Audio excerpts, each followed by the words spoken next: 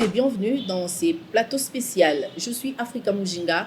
Nous sommes à Lubumbashi, dans la province du Haut-Katanga. Nous sommes là, nous avons conçu cette émission pour accompagner justement la campagne de dissémination des textes et des lois favorables à l'entrepreneuriat féminin, qui est une campagne de projet PADMPM, projet d'appui au développement des micro, petites et moyennes entreprises. Ces projets mis en œuvre grâce à ONIFAM et la Banque mondiale. L'objectif de cette émission est de sensibiliser la population, surtout les femmes, les jeunes, sur les lois qui promouvent l'entrepreneuriat féminin.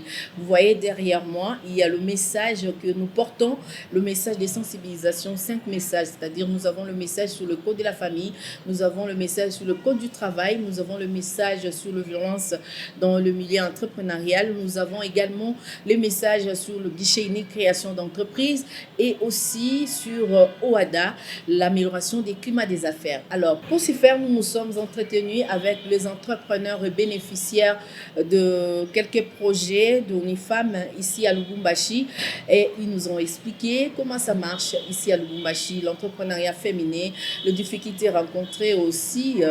Est-ce y a-t-il une facilité pour créer son propre entreprise? Est-ce que les hommes intègrent facilement la création d'une entreprise par une femme? Alors, nous allons démarrer la série des interviews avec Madame Amy Magnong, qui est la présidente FEC de Lubumbashi, avec elle nous nous sommes entretenus par rapport à l'entrepreneuriat féminin ici à Lubumbashi. Elle a aussi martelé sur l'amélioration des climats des affaires. Suivez.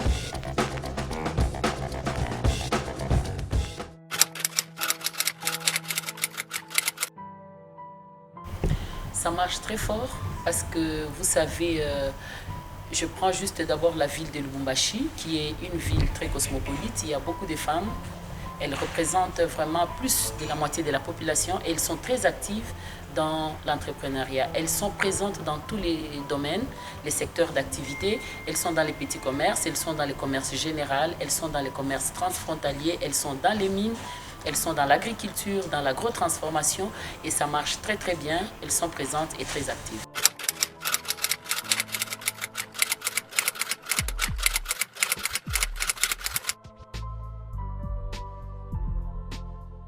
Les femmes, comme vous le savez, elles ont beaucoup de défis dans tous les domaines, non seulement dans l'entrepreneuriat, même celles qui sont en politique, celles qui sont dans les différents domaines, elles ont des défis, des gros défis. Mais moi, je vais me limiter aux femmes entrepreneurs, parce que c'est dans ces contextes-là que nous sommes en train de parler. Elles ont beaucoup de problèmes. D'abord, le premier défi que j'appelle aussi problème, c'est d'abord au niveau d'abord de l'accès aux opportunités. Les femmes veulent travailler, elles y vont comme ça parce qu'elles ont un besoin de subsistance. Elles sont aussi co-responsables dans la gestion de leur ménage et elles ont des faibles moyens. Elles ont des grandes idées, des grandes ambitions, mais elles manquent assez de moyens pour pouvoir bien développer leurs activités. Donc l'accès aux opportunités, c'est un problème. L'accès au crédit, au financement, ça aussi, ça pose problème. Les banques commerciales, les institutions de microfinance exigent des gages, des garanties pour permettre à une femme d'avoir le crédit. Mais on sait bien que la femme n'a pas beaucoup de moyens parce que la loi ne l'a pas favorisée. Même si aujourd'hui, il y a des articles qui sont en train de sauter dans le code de la famille, notamment l'article qui consacre maintenant la suppression de l'autorisation maritale, qui considérait la femme comme un être mineur qui n'avait pas le droit de pouvoir contracter un crédit, de créer une entreprise, d'ester en justice. Ça, c'est en train d'être sauté. Mais entre-temps, ça a pris du retard dans l'évolution de la femme. Ce qui fait que la femme n'a pas eu le temps de se constituer des gros moyens pour pouvoir donner une garantie, une caution dans une banque, même si elle a l'idée de créer une entreprise pour avoir du crédit. Ça, c'est le deuxième problème. Il y a aussi les problèmes d'accès à l'information. Très peu de femmes s'adonnent à la recherche de l'information. Elles sont très peu qui recherchent les informations. Et avec cet outil informatique qui est à la mode, beaucoup n'ont pas cette maîtrise et donc il y a beaucoup d'opportunités qui passent à côté et les femmes n'ont pas des informations, elles n'ont pas la connaissance. Et ça joue vraiment très négativement sur l'évolution de leurs activités. Comment ça se passe? Il y a des lois qui favorisent, il y a des projets que le gouvernement met en place en faveur des femmes, mais parce qu'elles n'ont pas ce souci, ce côté-là de chercher l'information, eh bien ça passe et elles n'en ont pas, elles continuent de se plaindre. Et il y a aussi cet aspect du statut de la femme. Elle est mariée et il y a très peu des hommes qui acceptent que leurs femmes puissent travailler. Même quel que soit le niveau, le domaine, le secteur d'activité, il y a des femmes qui retiennent captives leurs femmes. Ils ne veulent pas que les femmes aillent de l'avant. Donc vous allez rencontrer une femme qui a la force, qui a l'ambition, qui a vraiment cette volonté de travailler, mais parce qu'elle tient à son statut de mariée, ce qui est tout à fait normal et que j'encourage, mais elle n'y arrive pas parce que l'homme ne l'accompagne pas, l'homme n'accepte pas, l'homme ne croit pas en la capacité de la femme. Et au-delà de tout ça, il faut ajouter aussi la multiplicité des taxes. L'ignorance des textes fait que les femmes sont exposées à payer beaucoup de taxes, peut-être qui ne cadrent même pas avec leur secteur d'activité. Parce que d'un côté, elles n'ont pas l'information, mais de l'autre, il y a ce manque d'assainissement de ces régimes fiscaux que nous avons qui pèsent beaucoup plus sur les femmes. D'abord, au départ, elle a des maigres moyens et aussi, il y a cette lourde imposition des taxes qui pèsent. Et c'est autour de tout ça, il faut aussi considérer aussi ces formes de violence dans l'accès aux opportunités où il y a les hommes qui sont en train de faire violence aux femmes parce qu'on considère que lorsqu'on est dans le monde des affaires, on ne parle pas sexe a priori et on n'a pas l'autorité sur toute femme parce qu'on est homme. Quand on est entrepreneur, qu'on soit homme, dès qu'on se retrouve devant un homme ou une femme, on doit regarder comme étant devant une partenaire.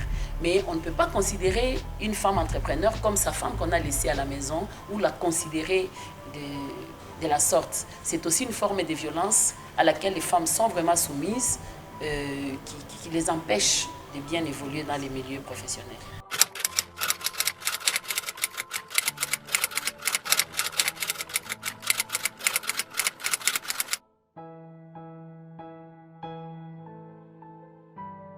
C'est simple, je dis toujours et je le répète, les défis qu'elles ont aussi, c'est ce fait-là de demeurer dans le secteur informel, de ne pas chercher à se formaliser. Moi, j'appelle aux femmes et aux jeunes à formaliser leurs activités. C'est vraiment une manière de se protéger, une manière de grandir, une manière de crédibiliser même ce qu'on est en train de faire. Donc moi j'invite les femmes à aller vers les guichets uniques de création d'entreprise, de créer. Et au niveau du guichet unique de création d'entreprise, il y a plusieurs statuts. Ça dépend, en fait, on ne demande pas beaucoup d'argent. Ce que moi j'ai remarqué dans mon parcours en tant qu'entrepreneur, coach et formatrice, les femmes ont peur d'aller vers l'État. Ils ont peur d'aller vers le formel parce qu'ils se disent l'État va vous connaître, il va commencer à vous imposer des taxes, et les services vont vous déranger et vous n'aurez pas la possibilité de vous développer, de réaliser plus de bénéfices. Donc tout ce que vous allez gagner, ça va revenir à l'État et vous ne gagnerez rien. Mais moi je dis au niveau du guichet unique, on vous informe sur votre statut. Et il y a plusieurs statuts en fonction du chiffre d'affaires. Ça peut être une femme qui fait le beignet. C'est une petite activité mais qui génère quand même des bénéfices. Il y a les statuts d'entreprenant que vous pouvez avoir. Mais à une grande échelle ou à une échelle un peu supérieure, vous avez les statuts des établissements. Et bon, maintenant là, c'est en train d'évoluer. Vous avez une entreprise unipersonnelle. Vous pouvez aller migrer vers des sociétés avec... comment on dit, des personnes, donc vous pouvez vous associer. Donc il y a plusieurs statuts qu'on peut vous présenter selon votre chiffre d'affaires au niveau du guichet unique de création d'entreprise qui vous permet de formaliser vos activités, de sécuriser vos investissements et d'espérer avoir des ouvertures au niveau même national et international. Surtout à l'heure où le gouvernement est en train de mettre en place des programmes d'accompagnement des femmes. Et donc la condition, c'est d'être formel. Être formel, ça veut dire payer même une patente, avoir un numéro où vous enregistrez, un registre de commerce et de crédit immobilier, un numéro d'identification nationale et au besoin un numéro impôt.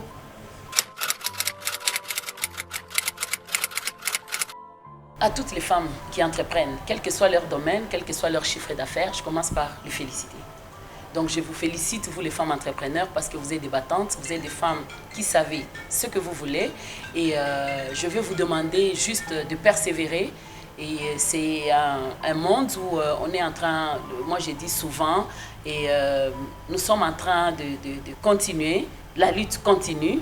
Là où on arrive, ce n'est qu'une étape, mais il y a encore une étape beaucoup plus glorieuse, beaucoup plus grande qui nous attend. Si nous persévérons et nous continuons, nous y arriverons. Mais aux femmes, de pouvoir chercher à s'informer. Il faut vous informer. Et si vous avez l'information, vous avez le pouvoir. Cherchez les textes de loi qui régissent votre domaine d'activité. Tous ceux qui concourent au développement de votre activité en tant que femme, il faut vous informer. Au deuxième niveau, je demande que les femmes se forment. Le monde actuel, c'est un monde compétitif et vous devez vous rendre compétitive. Lorsque vous vous formez, vous devenez professionnel. Vous avez des compétences et vous pouvez bien vous défendre dans votre domaine. Et troisièmement, il faut vous réseauter. Les femmes doivent apprendre à travailler en réseau. Le monde est ouvert aujourd'hui. Nous sommes dans un village planétaire. Tout ce que nous faisons, les autres le font aussi. Comment nous pouvons nous améliorer si nous n'avons pas une ouverture sur les autres, si nous n'allons pas vers les autres, si nous ne nous intéressons pas à ce que les autres font. Et même pour accéder aux différentes opportunités, il faut faire un poids. Et un poids, on le fait lorsqu'on est ensemble. Et je crois que si nous arrivons à faire ne fût-ce que ces trois choses, s'informer, se former et se mettre en réseau, nous serons plus fortes et on parlera plus des femmes dans tous les milieux et nous allons changer l'histoire de notre pays. L'information, la formation, les réseautages sont importants dans une campagne de dissémination. C'est ce que nous dit M. Kakel Mboumba, qui est coach dans l'entrepreneuriat. Suivez.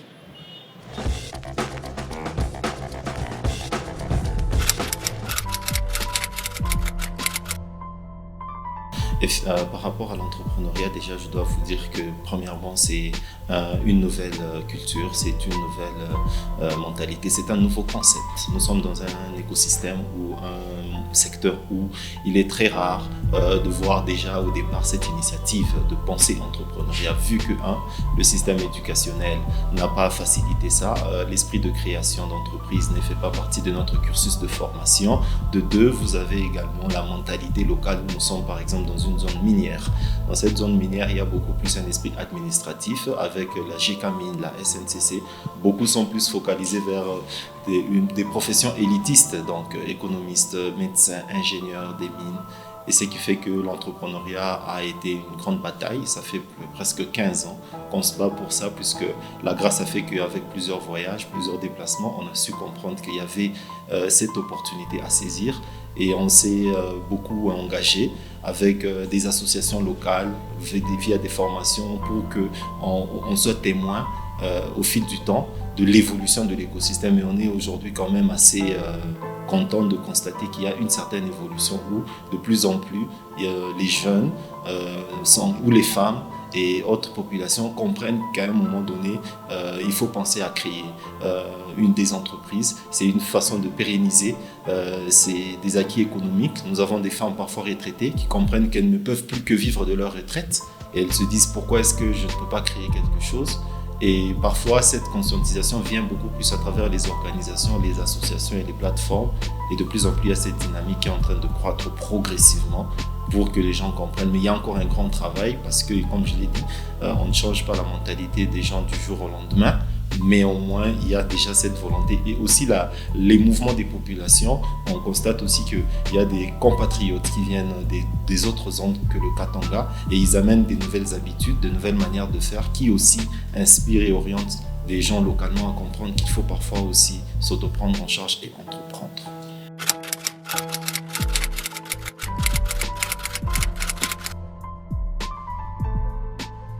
Je crois que l'une des manières que nous devons exploiter, c'est premièrement faciliter l'accès à l'information à ces femmes-là. Et cette information peut être véhiculée de plusieurs manières. Nous avons, selon leur niveau d'éducation, des campagnes qui se font, qui peuvent aussi se faire. Nous avons également parfois des formations mobiles dans le sens où il y a des campagnes qui se font pour vulgariser par exemple les notions liées à l'éducation financière ou avec des mégaphones, même si elles sont dans des marchés au niveau de ce qu'on dit parfois chez nous ici, marché pirate, vendant sur les avenues, elles comprennent l'importance de se lancer dans l'épargne, faire un budget et ça incite en elles aussi après ce côté de formalisation. Donc je crois qu'en tant qu'accompagnateur, de plus en plus, nous avons besoin d'avoir des associations plus engagées à aller sur le terrain qui vont vraiment faciliter l'accès à l'information Parce que si elles comprennent pourquoi c'est important de se formaliser, ça leur sort de cette ignorance et de parfois cette réticence où on se dit, voilà, le fait d'aller se présenter face à l'État congolais, ça va demander à ce que nous puissions être traqués pour des taxes et tout le reste. Il y a parfois cette appréhension-là, mais de plus en plus, c'est important que aussi les femmes qui ont quand même pu atteindre un certain niveau puissent aussi prendre le temps de coacher ou soit de mentorer ces autres femmes-là. Pourquoi? Parce qu'il y a aussi cet aspect d'appartenance. Nous faisons aussi un effort de plus en plus pour que, effectivement, les femmes qui ont réussi puissent aussi prendre le temps d'être coach ou mentor de ces femmes-là afin de les convaincre de pouvoir aussi se formaliser. Puisque nous sommes dans une société où les gens aussi voient le modèle de l'autre, ce que l'autre a pu faire par rapport à son évolution pour arriver à là où la personne se retrouve. Et donc, c'est important qu'on ait aussi des modèles économiques positifs qui peuvent témoigner et convaincre ces femmes-là de se dire que voilà, se formaliser est positif. Et par exemple, je donne un cas de certains projets que nous avons connus au niveau du pays où vous avez constaté que le fait d'avoir mis à disposition des subventions pour les entrepreneurs, en conditionnant cela par la formalisation, ça a même incité beaucoup de femmes à quitter l'informel vers le formel. Et ça, c'est un exemple pratique pour montrer que quand on met des bons appâts, on peut facilement convaincre ce changement de perspective.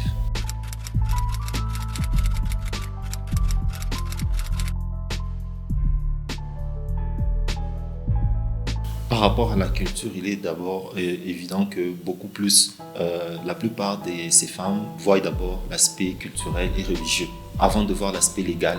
Alors, ce qui fait qu'il faut les aider progressivement à comprendre aussi l'avantage derrière cet aspect de loi pour ne pas créer des tensions ou parfois des incompréhensions. Nous avons certaines femmes qui, bien sûr, ont présenté des difficultés pour faire comprendre l'intérêt d'engager leurs hommes à accepter qu'elles travaillent, mais parfois pour la paix sociale, elles ont accepté de se rétracter pour que ça ne crée pas de tensions dans le foyer. Alors, l'une des approches aussi a été laquelle depuis par exemple novembre jusqu'en janvier 2022, novembre 2021, il y a eu des formations particulièrement orientées couple. C'est-à-dire que vous formez les femmes, mais vous faites aussi un effort de pouvoir inviter les maris. Bien qu'ils sont parfois très occupés, bien qu'ils ont beaucoup à faire, mais quand ils viennent, ils participent, ils comprennent mieux parfois les projets de leurs femmes parce que parfois au foyer, ils n'ont peut-être pas le temps d'écouter en profondeur la vision que la femme a par rapport à son projet. Mais lorsque vous avez des formations orientées couple, vous constatez quand même que petit à petit, les hommes aussi ont tendance à s'intéresser au projet de leurs femmes et parfois même à s'impliquer pour pouvoir arriver à les aider à réussir. Nous avons une femme par exemple qui avait même témoigné au mois de mars pour dire que mon mari ne s'intéressait jamais à mon business des beurres d'arachide. Moi, je produisais des beurres d'arachide, mais jamais il ne s'est impliqué. Mais lorsqu'on a fait la formation ensemble, il s'est impliqué pour commencer aussi à aller vers ses amis avec mes beurres d'arachide pour rigoler et il m'amène de l'argent à la fin de la journée. Donc, c'est aussi ces approches qu'on essaie de faire pour qu'il y ait la paix sociale afin qu'il n'y ait pas des frictions lorsque parfois la femme peut s'imposer pour dire que la loi dit ça, mais que par exemple, si l'homme n'est pas d'accord, ça devient des difficultés. Donc, il y a ces équilibres-là qu'on amène, mais on a aussi compris qu'il faut nécessairement, même dans cette approche, impliquer aussi les hommes de façon à ce qu'ils comprennent pourquoi c'est important, impérieux de laisser aussi nos femmes travailler parce qu'elles contribuent également à l'économie et surtout qu'elles sont la majorité. Donc, c'est une effectivement forme d'avantage économique pour notre nation en général.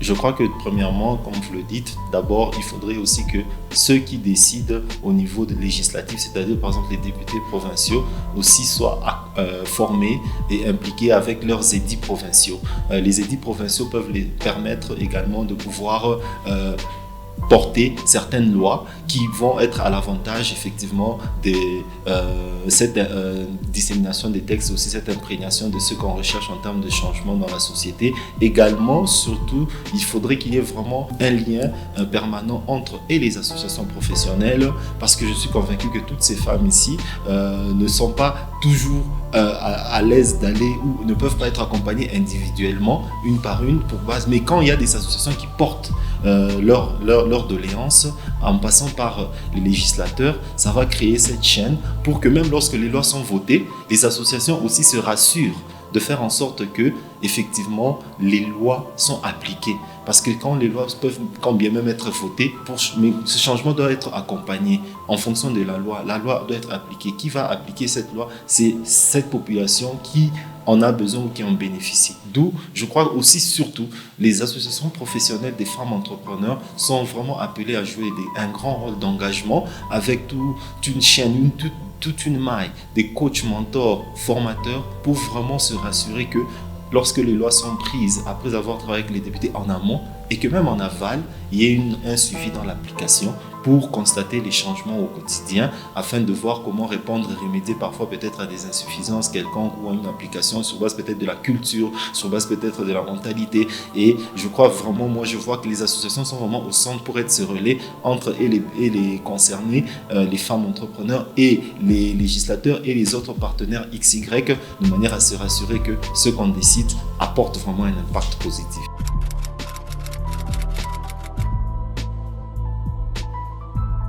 Merci beaucoup. Je suis très d'accord avec ça parce que généralement avec nos entrepreneurs, nous les conseillons d'être dans une perspective d'abord d'intégrer la culture de l'information. C'est-à-dire on doit être informé de ce que dit notre loi, de ce que dit notre législation. Lorsque vous êtes entreprise qui existe par rapport à votre forme juridique, établissement, société, quelles sont vos obligations? Lorsque vous décidez d'engager quelqu'un, vous devez vous informer pour savoir quel est son niveau d'études et par rapport à ça, vous le classifiez dans la catégorie professionnelle appropriée pour fixer un salaire selon ce que la loi dit. Puisque parfois, nous constatons des salaires qui sont fixés de façon assez libérale alors que c'est la loi qui le dit. Donc, nous avons un sérieux défi et nous le faisons au quotidien. C'est pourquoi moi-même, en tant que coach, j'encourage toujours les entrepreneurs à adhérer à des associations. Vous ne pouvez pas être entrepreneur isolé, tout seul, à côté, alors que c'est à travers les associations qu'on vous permet d'avoir accès à l'information pour comprendre que voilà, lorsque vous,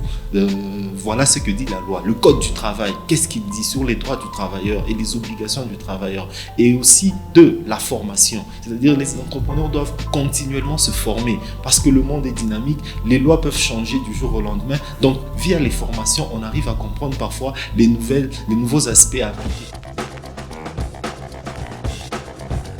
Padampeme, le coup de pouce à l'entrepreneuriat. Vous l'avez suivi, vraiment, c'est vraiment un coup de pouce parce que Madame Solange Elvira a bénéficié de bien fondés des Padampeme. Alors, il y a un problème. À combien coûte la création d'une entreprise? Pourquoi est-ce que les gens se plaignent pour créer leurs entreprises? Est-ce que c'est un problème d'information? Est-ce que c'est un problème de formation? Est-ce que c'est un problème d'ignorance? Eh bien, Monsieur de guichet unique, création d'entreprise, antenne de Lubumbashi, Monsieur Francis Kalala nous explique comment faire, que faire, quoi payer pour créer son entreprise.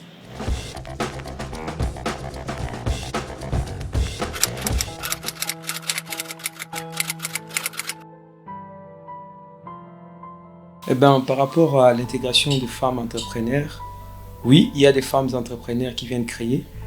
Mais sauf toujours, il y a un problème aussi, il faudrait encore de campagnes, comme vous l'avez bien si dit.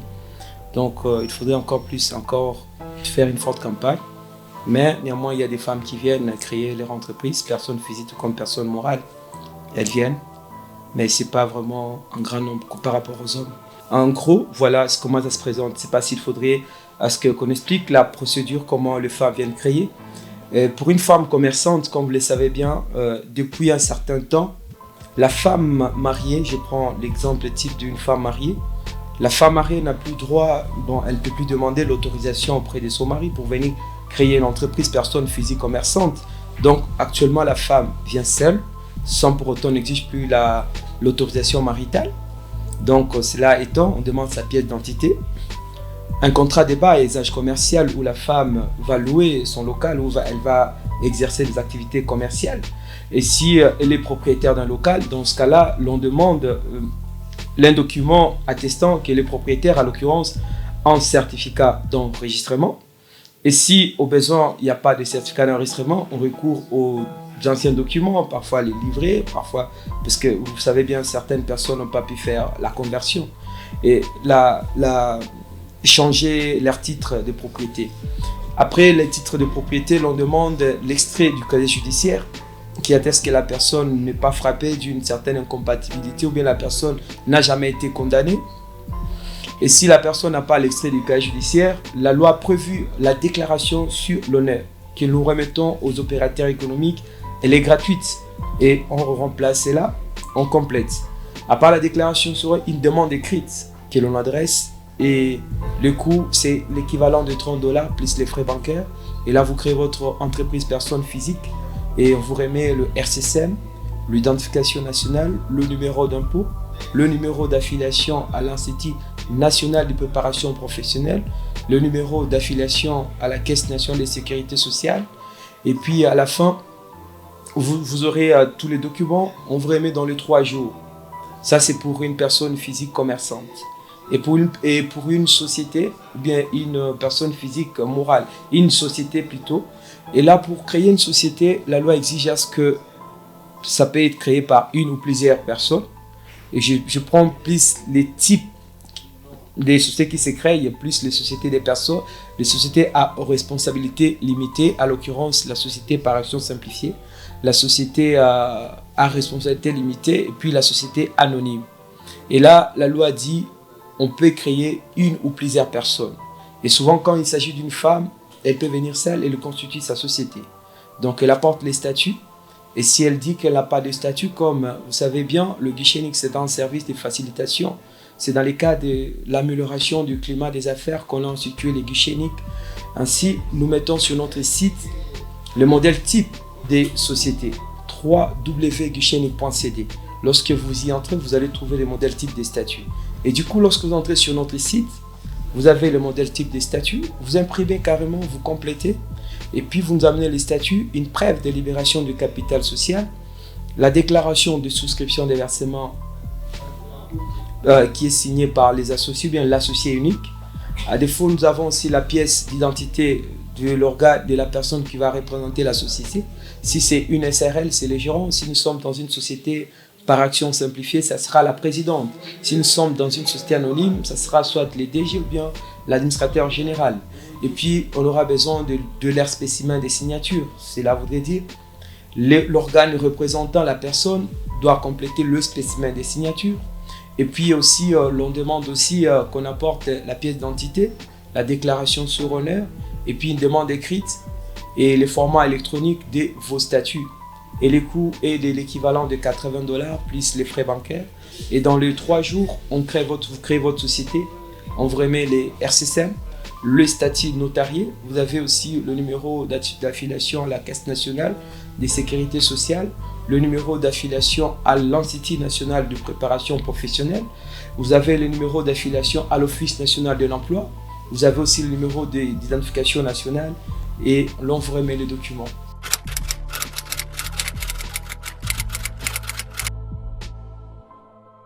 Vous savez bien,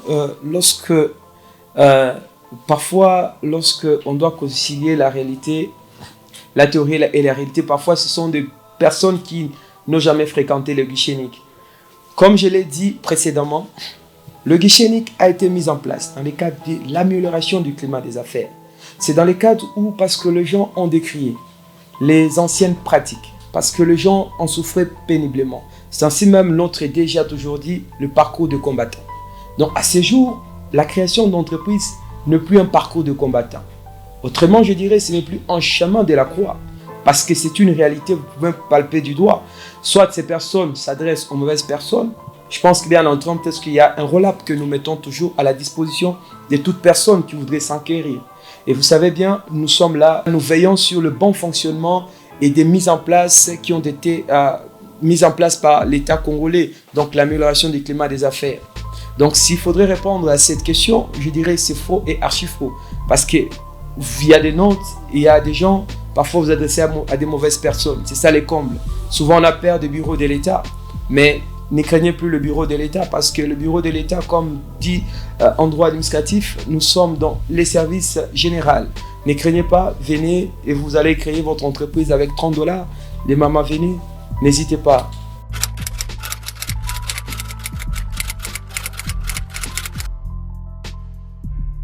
Je pense, comme dit la Bible, mon peuple périt par faute des connaissances. Et je pense qu'à ce stade, il faudrait qu'on fasse une forte campagne de sensibilisation. Par les médias, sur terrain, des spots, informer à nos mamans, à nos grandes sœurs, à nos petites sœurs, à nos grandes mères, qu'elles peuvent aussi exercer, elles peuvent aussi faire des activités commerciales, comme ces grandes dames que nous voyons de partout ailleurs et réaliser leurs grands rêves. Comme disait le président de la République, nous ferons des millionnaires congolais. Et pourquoi pas les dames, que nous soyons des millionnaires, pas seulement les hommes. Donc, il est grand temps que nous fassions une forte campagne, surtout à tous les niveaux.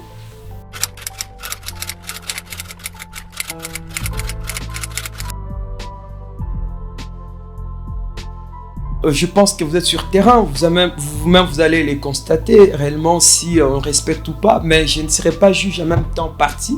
Mais néanmoins, je vous dis, la direction générale, elle veille sur cela. Le respect et la parité, on respecte en tout cas. Je pense que vous allez palper du doigt de vous-même étant donné que vous êtes sur place. Je vous remercie. Nous parlons de l'entrepreneuriat féminin, l'entrepreneuriat de jeunes également, les startups, tout ce qui va avec. Alors, nous nous sommes entretenus avec une bénéficiaire. Elle est bénéficiaire des COPA. Elle est en même temps sensibilisatrice. Elle a fait vraiment un travail en amont sur la campagne de dissémination des textes et des lois favorables à l'entrepreneuriat féminin. Il s'agit de Madame Solange Elvira. Avec elle, nous nous sommes entretenus et elle nous a donné suffisamment de raisons pour lesquelles il faut absolument entreprendre pour gagner sa vie. Suivez.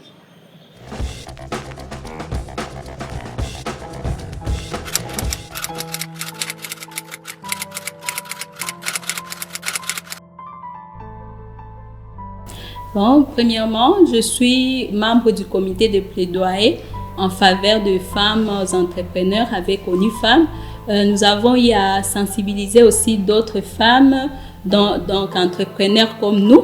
Étant aussi entrepreneurs, vraiment, ça nous a vraiment touchés parce que ces femmes sont confrontées à plusieurs difficultés. Entre autres, il y a plusieurs violences, donc ces femmes restent encore ignorantes. Ils ne savent pas, il y a des choses qu'elles ne savent pas vraiment. Donc, ça les a vraiment aidées et je sais que avec le temps, nous allons plus adapter. Donc, nous allons plus sensibiliser ces femmes.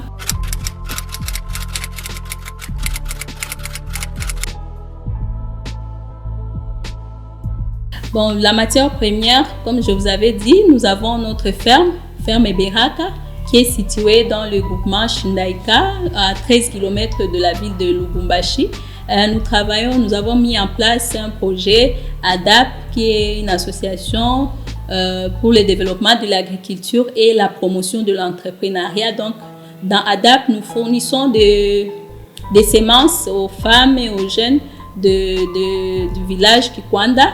Nous leur fournissons des semences et nous, en tant qu'entreprise, nous venons acheter la production pour transformer cette production jusqu'à arriver à avoir un produit fini.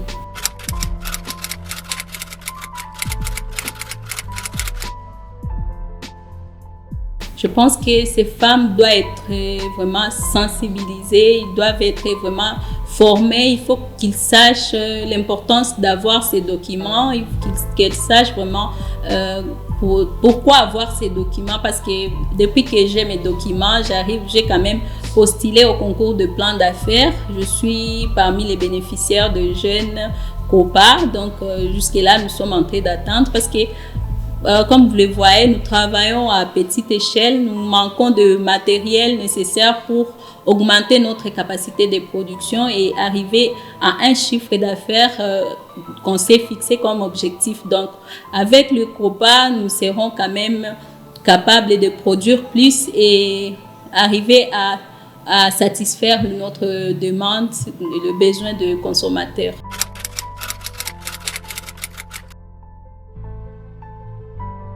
Il faut donner la chance aussi aux femmes parce que, en tout cas, si vous voyez, en tant que femme, on peut faire mieux, on peut faire plus, et surtout quand on a cette volonté. En tout cas, je peux suggérer à tous ces hommes-là qui doutent encore de la capacité de leurs femmes de donner la chance à ces femmes, et ils verront que ces femmes sont capables de faire quelque chose de plus et être utiles à elles-mêmes et surtout à la société et au ménage aussi. Lors de la sensibilisation, la première loi disait que entreprendre et travailler, c'est maintenant possible pour la femme mariée car la loi l'autorise. Donc, maintenant, actuellement, la loi a autorisé aussi à la femme de travailler. Bien sûr, il faut aussi l'autorisation. Bon, elle peut quand même dialoguer avec son mari parce que moi, en tant que femme, je ne peux pas non plus faire le bras de fer avec mon mari pour lui dire non, je vais travailler, pourtant il n'est pas d'accord. Je dois quand même lui demander aussi la permission, mais entre-temps, je dois aussi lui montrer l'importance de tout ce que je fais et l'importance de tout ce que je fais dans le ménage aussi.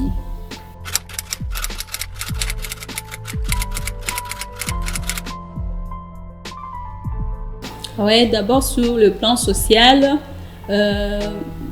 notre projet ici contribue d'abord à l'augmentation de revenus des producteurs locaux parce que la matière première est produite localement ici et nos emballages ici sont produits aussi par un jeune entrepreneur aussi.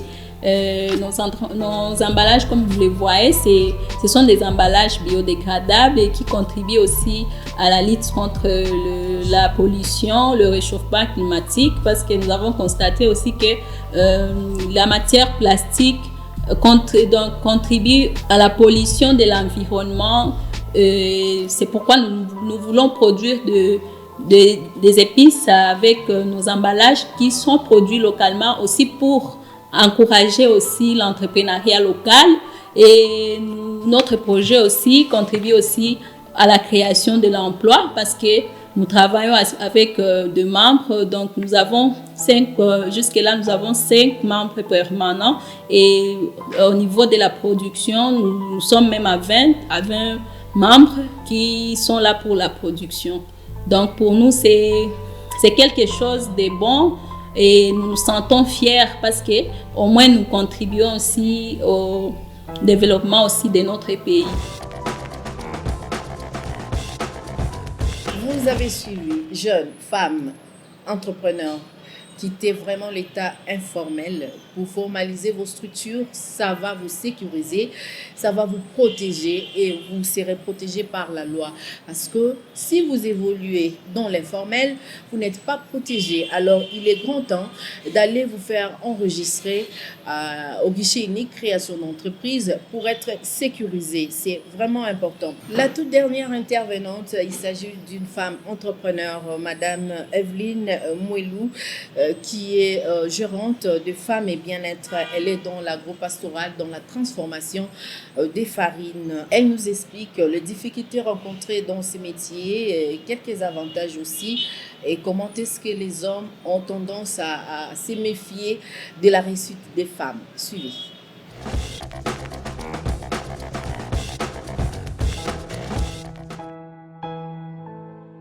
Ok, c'est un établissement qui travaille dans la production de la farine de manioc.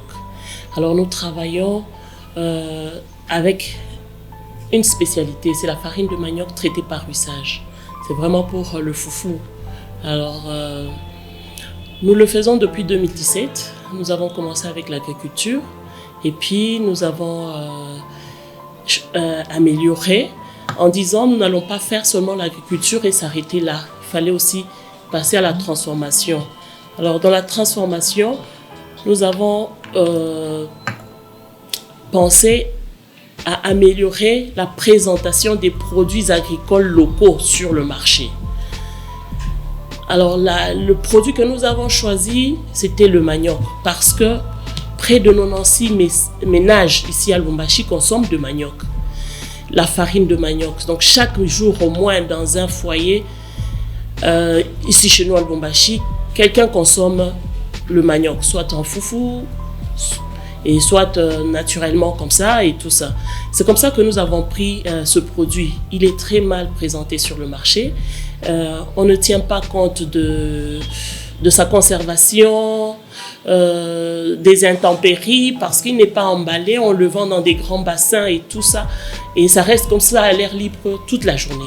Raison pour laquelle nous, femmes bien-être, nous avons dit, nous pouvons commencer par ce produit, améliorer son emballage, sa présentation sur le marché, et le tester même, faire des analyses avec l'OCC ou le CRA pour que notre produit soit certifié et qu'il réponde aux besoins des consommateurs.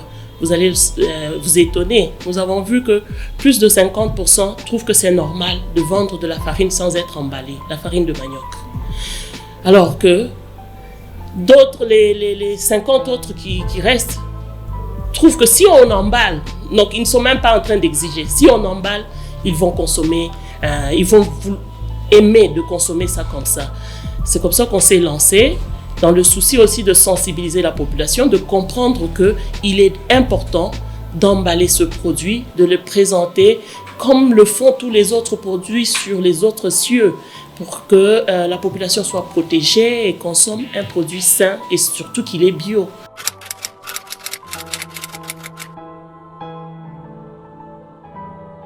En fait, il y a beaucoup de femmes qui font l'entrepreneuriat. D'autres sans le savoir, parce que quand on lui dit « qu'est-ce que tu fais ?» dit « non, je ne fais rien, je ne travaille pas ». On dit « je ne travaille pas ». Tu travailles ou dit « non, je ne travaille pas ». C'est un terme qui montre que quand on dit qu'on travaille, ça veut dire qu'il faut travailler pour les autres. On n'est pas dans une entreprise, alors que ce qu'on développe, c'est une société, c'est une entreprise. Et souvent, on est dans l'informel. Et c'est pourquoi on considère ça comme bon, on ne travaille pas. Mais vous allez entendre un terme comme si c'était pas normal, alors que je travaille déjà. Alors ça, c'est déjà une difficulté si on ne sait pas comprendre que l'entrepreneuriat, c'est du génie, c'est de commencer quelque chose soi-même. Et les petites entreprises, ou on peut dire les micro-entreprises, emploient beaucoup de personnes par rapport aux grandes entreprises. Quand vous regardez autour du marché, toutes ces femmes qui sont là-bas emploient un personnel qu'on ne sait pas identifier parce qu'on travaille dans l'informel. Et tous ces gens qui travaillent autour de ces petites entreprises, ces restaurants et tout ça, ils prennent une grande partie de la main-d'œuvre, mais qui reste dans l'informel. Alors pour moi, aujourd'hui, je trouve qu'il est temps de valoriser ces petites entreprises parce qu'ils nourrissent des familles. Même si c'est 5 000 francs par jour, mais il y a quelqu'un qui touche ces 5 000 francs et qui peut aller résoudre quelques problèmes chez lui. Donc, nous devons arriver aujourd'hui à rendre toutes ces entreprises formelles. Alors, pour les rendre formelles, parce que tout le monde fuit les taxes, se décourage et il n'y a pas un appui continuel. On peut commencer aujourd'hui, demain on ne vient pas, le lendemain on vient, tout ça. Et jusqu'à ce qu'un jour, on change. Ce qu'on faisait, c'était plus bon, alors que l'entrepreneuriat ici pour les femmes n'est pas encadré et on ne sait pas les chercher là où elles sont pour leur montrer qu'il est important aujourd'hui de se faire connaître et de valoriser ce qu'elles sont en train de faire.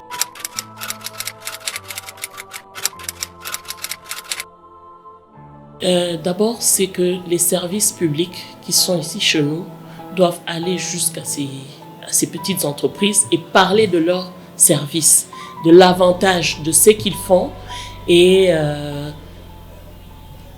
que ces femmes comprennent. Souvent, on a vu des visites de ces services, mais ils ne viennent pas en amis, ils viennent en soldats ou en bourreaux. Raison pour laquelle plusieurs préfèrent rester dans l'informel et refuser de se faire connaître. L'autre chose, c'est de diminuer les frais. Il y en a beaucoup.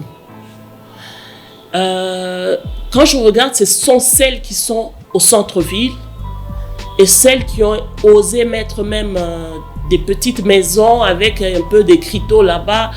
elles sont plus attaquées. Dans le domaine de l'agriculture, là, personne ne les cherche. Ça veut dire quand on est au champ, quand on est où, les gens qui pensent que quand elle a un champ, donc elle n'a pas besoin d'avoir des documents. Elle travaille sans documents parce que bon, dans le champ, il n'y a personne qui lui dit qu'est-ce qu'il faut faire. Elle va faire ses cultures, soit les clients vont acheter au champ, soit elle doit les ramener au centre-ville.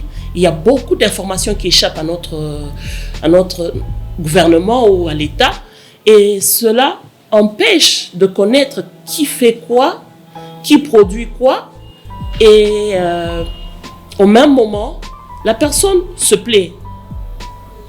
Quand on n'a plus de moyens pour continuer à travailler, on ne sait même pas où aller chercher l'appui pour ne pas tomber. L'autre chose aussi, c'est que plusieurs travaillent avec leurs fonds propres. Et dans leurs fonds-là, quand ça, avec ce qu'on connaît comme dévaluation et tout ça, dès que ça chute, on ne sait même pas à quelle institution toquer pour avoir d'autres financements. Nous avons les banques, mais les banques ne pratiquent pas beaucoup, n'ont pas, je peux dire, n'arrivent pas à satisfaire le besoin de la population.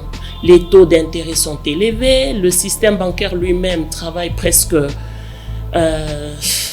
soi-même, hein? C'est comme s'il n'y a pas une réglementation. Quand vous avez des taux d'au-delà de 15%, imaginez pour un petit commerce, comment la personne va s'en sortir. Nous avons les services de l'État qui donnent aussi des fonds, mais souvent ne sont pas vulgarisés. Et quand ils sont là, ils travaillent pour les grandes entreprises. Comment allons-nous sortir de la petite entreprise à la grande entreprise? On reste avec les mêmes grandes entreprises qui ne recrutent presque pas, plus même, parce que quand quelqu'un y va, c'est pour 30 ans de carrière, 40, 50 ans. Et alors les jeunes qui arrivent, ils se réfugient dans ces micro-entreprises et avec des salaires maigres. Et par conséquent, l'économie du pays n'avance pas. Donc, ici au Katanga, on connaît les grandes entreprises. Tout le monde rêvait de travailler. Mais ce n'est plus le moment de rêver de travailler à la GECAMIN, à la SNCC ou dans les entreprises minières, chez les grands pétroliers. Maintenant, les gens pensent qu'on n'a plus de choix. On ne va plus travailler. Et même quand on crée ce qu'on veut faire, il n'y a pas l'appui du gouvernement.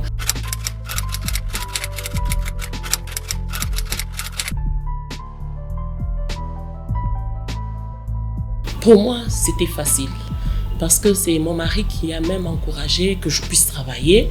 Ma mère était un peu réticente parce que le premier emploi que j'ai eu, c'était pour travailler dans la lutte contre le VIH.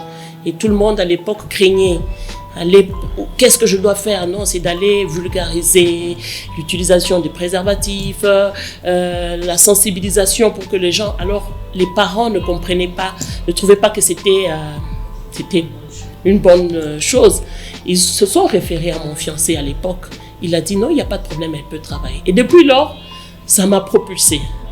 Et aujourd'hui, j'ai quitté de l'employé.